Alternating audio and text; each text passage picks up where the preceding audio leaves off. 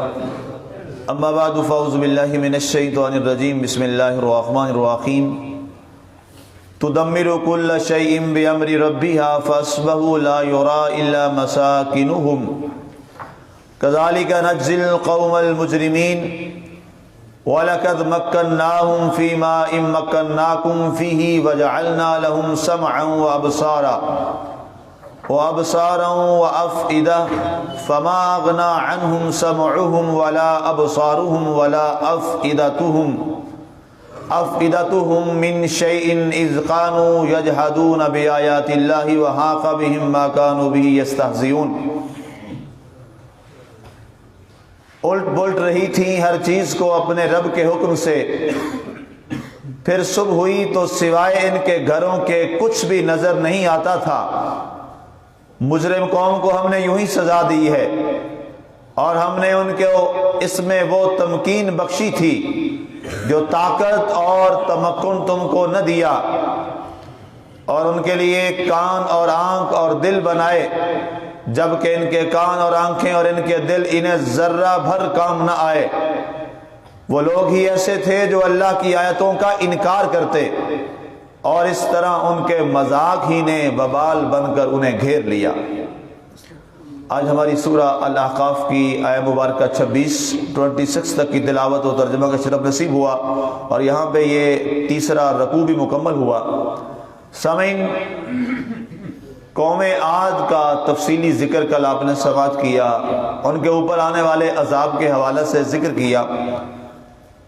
کل جیسے میں نے عرض کیا تھا کہ سیاہ بادل اور آندھی جب آتی تو سرکار دو عالم صلی اللہ علیہ وآلہ وسلم آپ کا مزاج مبارک کیا ہوتا؟ حضرت سیدہ ام عائشہ صدیقہ رضی اللہ تعالی عنہا آپ فرماتی ہیں کہ جب سرکار دو عالم صلی اللہ علیہ وآلہ وسلم کبھی سیاہ آندھی کو دیکھتے اور سیاہ گھنے بادلوں کو آتا ہوا دیکھتے تو آپ اللہ کے حضور توبہ کرتے کہ اے اللہ، میری امت کو اور اے میرے مالک ہمیں اس وبا اور سزا سے محفوظ رکھنا۔ سیدہ ام عائشہ فرماتی ہیں کہ میں نے سوال کیا، یا رسول اللہ صلی اللہ علیہ وآلہ وسلم، یہ جب بھی آپ سیاہ آندھی دیکھتے ہیں یا سیاہ گھنے بادل دیکھتے ہیں تو آپ اللہ کی پناہ مانگتے ہیں، اس کی کیا وجہ ہے؟ یہ تو بادل ہیں، یہ بارش برسائیں گے، اور ہم تو کہتے ہیں کہ جناب یہ رحمت آ رہی ہے۔ تو سرکار دو عالم صلی اللہ علیہ وآلہ وسلم نے فرمایا، اے عائشہ، تمہیں معلوم ہے کہ قوم عاد پر جو عذاب آیا تھا وہ اسی آندھی کا آیا تھا، اور اسی آندھی نے انہیں پٹک پٹک کر زمین پر اور آسمان کے درمیان انہیں تباہ و برباد کر دیا تھا۔ فرمایا کہ جب میں یہ ہوا دیکھتا ہوں، یہ طوفان دیکھتا ہوں اور سیاہ آندھی اور بادل دیکھتا ہوں تو میرا دل لرز جاتا ہے کہ کہیں میری امت کے اعمال کی بنیاد پر اللہ تعالیٰ نے یہ سزا کے طور پہ نہ بھیجا ہو۔ تو میں فوراً اللہ کے حضور معافی مانگتا ہوں، اللہ کے حضور استغفار کرتا ہوں، اللہ کے حضور اس سے عاجزانہ انداز میں دعا کرتا ہوں، اے اللہ اگر یہ عذاب ہے تو اس کو میری امت سے ٹال دے۔ اب اندازہ کیجئے کہ سرکار دو عالم صلی اللہ علیہ وآلہ وسلم، آپ خاتم النبیین ہیں، آپ حبیب خدا ہیں، آپ محمد مصطفیٰ ہیں صلی اللہ علیہ وآلہ وسلم، آپ وجہ کائنات ہیں، آپ باعث تخلیق کائنات ہیں، لیکن اس کے باوجود دل میں خوف خدا کتنا ہے؟ جو سوچنے والی بات ہے۔ اس حدیث کے سنانے کا مقصد کیا ہے کہ اپنے دل کے اندر خوف خدا کتنا ہے۔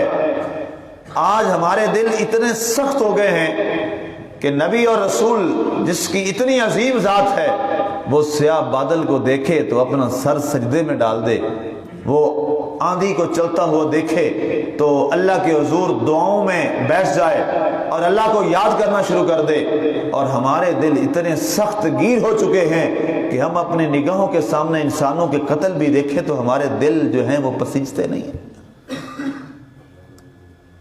ہمارے دل اتنے سخت ہو چکے ہیں، گناہ اور شیطان نے اتنا قبضہ کر لیا ہمارے قلوب پر، اور ہمارے دلوں پر وہ اتنا حاوی ہو گیا ہے، ہم بدکاری کو دیکھتے ہوئے بھی ہمارے دل نہیں لرزتے، رشوت لیتے ہوئے بھی ہمارے دل نہیں ڈرتے، اپنے مسلمان بھائی کو ناپ تول میں کمی کرتے ہوئے کم سودا دے کر پورے پیسے لے کے بھی ہمارے دل نہیں ڈرتے، غیبت اور چغلی کھاتے ہوئے ہمارے دل نہیں ڈرتے، نماز کو چھوڑتے ہوئے ہمارا دل نہیں لرزتا، جھوٹ بولتے ہوئے ہمارا دل نہیں کانپتا، سود کھاتے ہوئے جو اعلان جنگ ہے اللہ کے خلاف ہمارا ضمیر ہمیں جھنجھوڑتا نہیں ہے، ہمارا دل جو ہے وہ ڈرتا نہیں ہے، غیر محرم کی جانب بری نگاہ کرتے ہوئے ہمارے دل کبھی نہیں کانپتے۔ ہم اتنے وحشی ہو چکے ہیں، یہ انسان اتنے درندے ہو چکے ہیں۔ ہم اس نبی کی امت، اس رسول کی امت، آپ کا صبر استقامت تو اتنی تھی۔ حضرت سیدنا صدیق اکبر رضی اللہ تعالیٰ عنہ سے ایک روایت ہے اور اس کے راوی علی مرتضیٰ رضی اللہ تعالیٰ عنہ ہے، آپ فرماتے ہیں اللہ کی قسم ہم نے سرکار دو عالم صلی اللہ علیہ وسلم سے بڑا جوان مرد اور دلیر دل ہم نے کائنات میں کسی کو نہیں دیکھا۔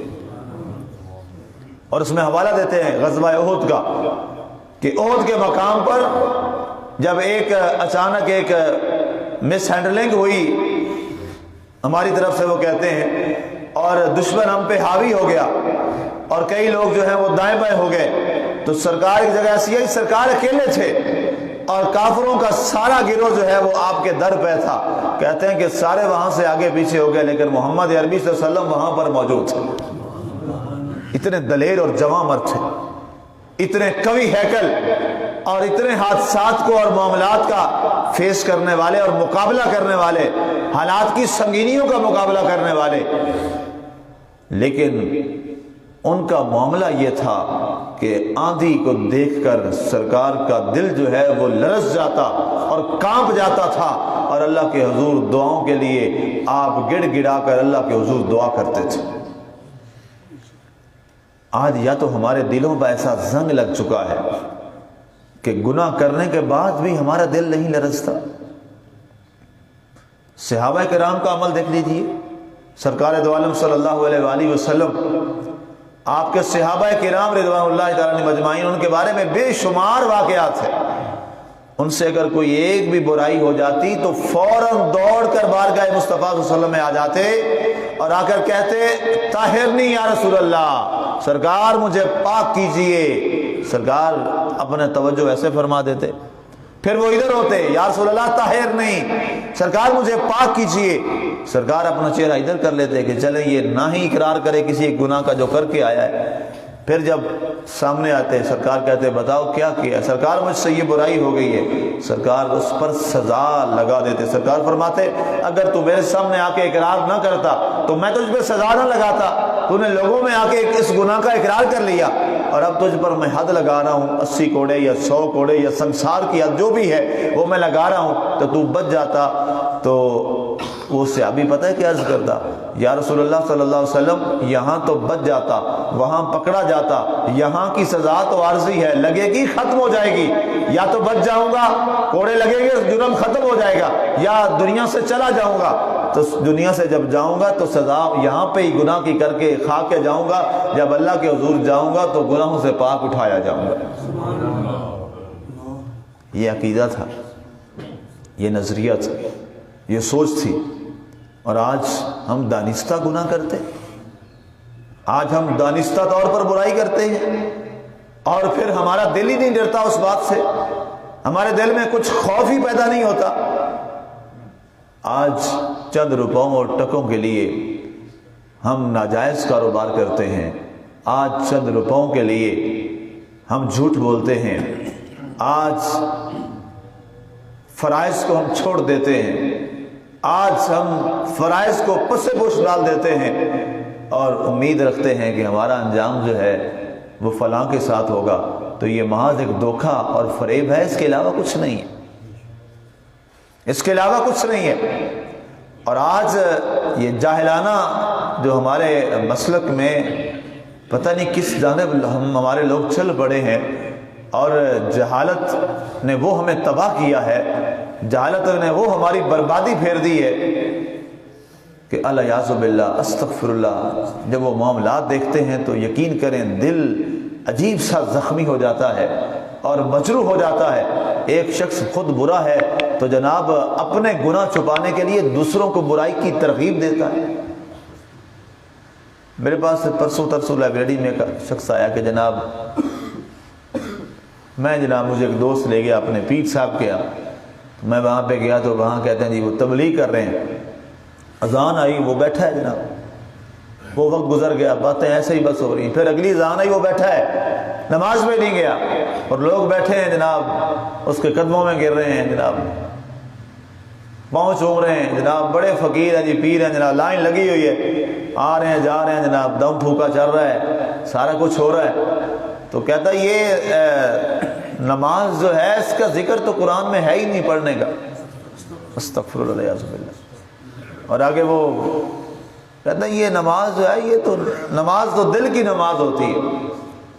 یہ بدبخت اور یہ انتہائی ملعون شخص، میں اسے ملعون کہوں گا، لعنتی، یہ آج پیدا ہو گیا، اس کو آج قرآن، اس سے اگر اس کے سامنے قرآن رکھو نا کہ قرآن کی ایک آیت پڑھ دے، اس کو ایک آیت نہیں پڑھنی آئے گی۔ یہ اتنے جاہل ہوتے ہیں، اور ہماری عوام اتنی جاہل ہے، ان کے جا کے جناب جگہ اور ان کے دربار سجا دیتے ہیں۔ جی نماز تو دل کی ہوتی ہے۔ میں نے کہا ہاں، اس کے پاس ایک نیا دل فٹ ہوا ہے جو نہ مصطفیٰ کریم کے پاس تھا نعوذ باللہ، نہ ابو بکر صدیق کے پاس تھا، نہ فاروق اعظم کے پاس تھا، نہ علی مرتضیٰ کے پاس تھا، نہ سیدنا ابو ہریرہ عبد الرحمن بن عوف رضی اللہ عنہ کے پاس تھا، نہ علی حجویری کے پاس تھا۔ علی حجویری سے بڑا کون سا پیر ہے یہاں پہ جناب؟ علی حجویری سے بڑا کون پیر ہے؟ حضرت سیدنا علی حجویری رضی اللہ تعالیٰ عنہ کو آپ وہ عظیم انسان ہیں جنہوں نے ساری زندگی گزاری ہی مصلی رسول پہ، ساری زندگی فرائض واجبات، اور اتنے صاحب علم، آپ کی بے شمار کتابیں ہیں، اور کشف المحجوب کو پڑھا جائے تو اس میں آپ لکھتے ہیں، آپ نے فرمایا کوئی شخص آسمانوں میں بھی اڑتا ہوا تمہیں نظر آئے اور وہ نماز کا تارک ہو، تارک کہتے ہیں نماز کو چھوڑنے والا، اگر وہ تارک صلاۃ ہو، فرمایا سمجھ لینا نہ یہ شیطان ہے اور کسی جادو اور شیطانی طاقت کی بنیاد پر اور شیطانی عمل کی بنیاد پر آسمان و زمین کے درمیان اڑ رہا، اگر وہ نماز نہیں پڑھتا، فرض نماز۔ اور یہ جتنے جناب اس طرح کے یہ بنے ہوئے عمل جہاں پہ ہمارے لوگ، ہماری عزتیں، ہمارے لوگ جاتے ہیں اور ان کے جناب وہاں پر وہ جگہوں کو سجاتے ہیں جا کے، اور نماز ان کے ہاں کبھی ہوئی نہیں، روزہ ان کے ہاں کبھی ہوا ہی نہیں، زکوٰۃ ان کے ہاں کبھی ہوئی نہیں، قرآن کی بات تو کبھی وہ کریں گے ہی نہیں۔ وجہ کیا ہے؟ میں نے ان کو سمجھایا، میں نے کہا یاد رکھیے گا یہ لوگ کبھی قرآن کی بات نہیں کریں گے، یہ لوگ قرآن کی بات نہیں کریں گے۔ درس قرآن ہمارے ہاں کیوں نہیں دیا جاتا؟ کیوں نہیں اس کے جگہ جگہ اہتمام کیے جاتے؟ کیا وجہ ہے؟ دوسرا ایک گروہ ہے ہمارے لوگ جنہیں آپ فریق مخالف کہتے ہیں، ان کے عقائد سے مجھے تحفظات ہیں اور شدید اختلافات ہیں، لیکن ایک ان کی بات کی میں تعریف کر رہا ہوں یا ممبر پہ اور اپنے مائک پہ اور اپنے ڈائس پہ، کہ جناب ان کا ایک عام آدمی بھی اٹھا کے دیکھ لیں، ان کے ہر ایک عام آدمی کو بھی قرآن کا پورا ترجمہ آتا ہوگا۔ یونیورسٹی میں وہ ہمارے ساتھ تھے، ہمارے دوست تھے، کلاس فیلو بھی تھے، بعد میں کولیگ بھی ہیں، تو میں نے کہا جی وجہ کیا؟ انہوں نے کہا جی ہمارے ہاں کام ہی ایک ہے، ہم نے صبح بھی درس قرآن دینا ہے، جہاں محفل ہونی ہے وہاں بھی درس قرآن دینا ہے، جہاں فوتگی ہونی ہے وہاں بھی ہم نے درس قرآن ہی دینا ہے۔ ہمارے ہاں لوگ اگر درس قرآن شروع کر لیں گے تو پھر اپنے چسکے تو ختم ہو جائیں گے، پھر اپنے چسکے تو ختم ہو جائیں گے، پھر تو قرآن سیدھی سیدھی بات بتائے گا۔ اس لیے خدا را واپس آ جاؤ قرآن پاک کی طرف، واپس آ جاؤ، جب بھی کوئی بات ہو اس کو پہلے قرآن سے دیکھو۔ قرآن سے بڑا ہدایت کا سر چشمہ کوئی نہیں ہے، کوئی بڑا سر چشمہ نہیں ہے، قرآن اور اس کی وضاحت اور تفسیر کے لیے میرے مصطفیٰ علیہ وسلم کی ذات مبارک، بس باقی ساری باتیں بعد میں۔ تو جناب وہ کون سا پیر ہے اپنے فضائل بیان کرتا ہے، قرآن اور مصطفیٰ کے کیوں نہیں بیان کرتا؟ میں گیا ہوں ایسے لوگوں کے پاس، بڑا اپنا بیس بدل کے جناب وہ 2-2 گھنٹے بیٹھیں گے اپنے فضائل بیان کریں گے۔ بھائی تم کون ہو؟ تمہارے فضائل ہم کس بنیاد پہ بیان کریں؟ یہ بتاؤ رب کیا کہتا ہے، میرے مصطفیٰ کیا فرماتے ہیں، وہ کیا فرماتے ہیں؟ لوگوں کو ایسے جکڑا ہوا ہے، نہ نماز، نہ روزہ، نہ قرآن، نہ حدیث، نہ کوئی اور چیز۔ اس دو طبقوں نے ہمیں تباہ کر دی، دو طبقوں نے ہمیں ہمارا بیڑا غرق کر کے رکھ دیا۔ اس لیے میری گزارش ہے جو وقت گزر چکا، جو اب بھی غافل ہیں ان کو بھی بیدار کیجیے، اپنا اپنا حصہ ملائیے اور بیدار ہو کر خدا را خود بھی قرآن سیکھیے، قرآن پڑھیے اور اپنی اولادوں کو بھی قرآن سکھائیے، مبادا کہیں اگلی نسل بھی برباد نہ ہو جائے۔ ان کو قرآن سے جوڑ دیجیے، جہاں جہاں محفل کریں اس کا ٹائٹل ہی رکھیں درس قرآن، اس کا ٹائٹل ہی یہ رکھیں درس قرآن۔ اس سے بڑا کوئی ٹائٹل ہو سکتا ہے؟ اگر کوئی ہے تو ہمیں بتایا جائے، اس کا ٹائٹل ہی رکھیں درس قرآن۔ میں تو آپ کو معلوم ہے جہاں جہاں جاتا ہوں میں کہتا ہوں کہ جی آج ہمارا درس قرآن ہوگا اس موضوع پہ، اور وہی سچ بات ہے، وہی حق بات ہے۔ جب ہم اس جانب آئیں گے تو پھر انشاءاللہ ہماری آنے والی نسلوں کے اندر قرآن اور حدیث کی صحیح پہچان پیدا ہو جائے گی،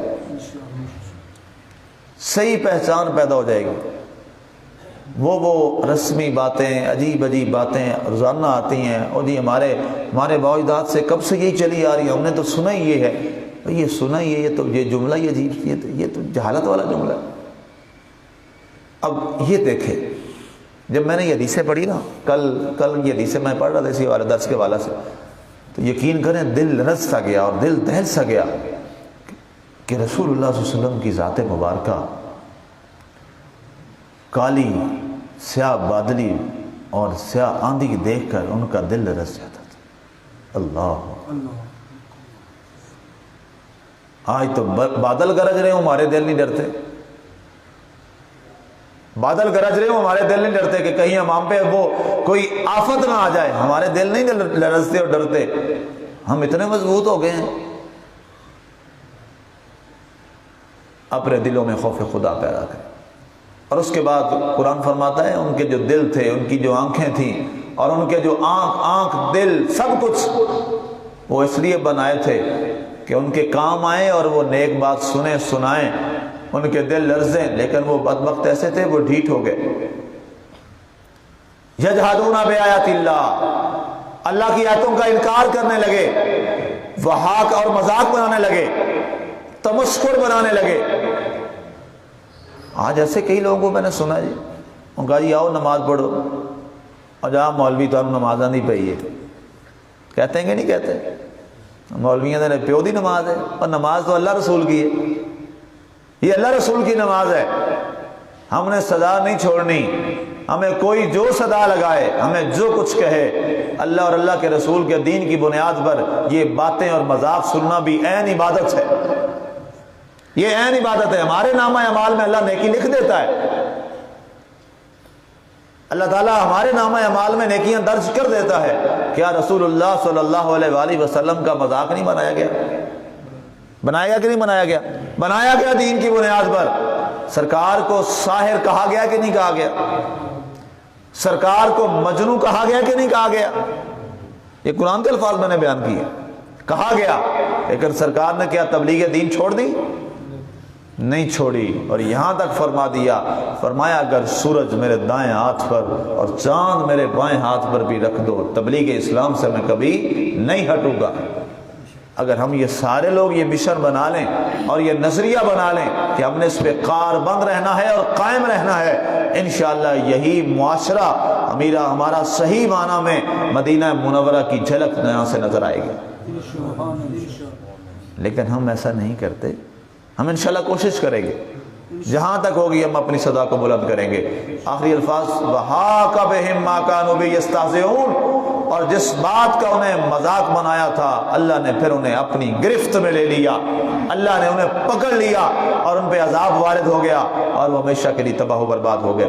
اس کے بعد اگلا جو ٹاپک کل کا ہمارا ہے وہ بھی اسی حوالے سے ہے۔ اللہ نے کچھ اور بستیوں کا ذکر کیا کہ جو تمہارے ارد گرد ہیں وہ ہلاک ہوئیں، اور کیسے ہوا اس پہ انشاءاللہ کل بات کریں گے۔ وما علینا الا البلاغ المبین۔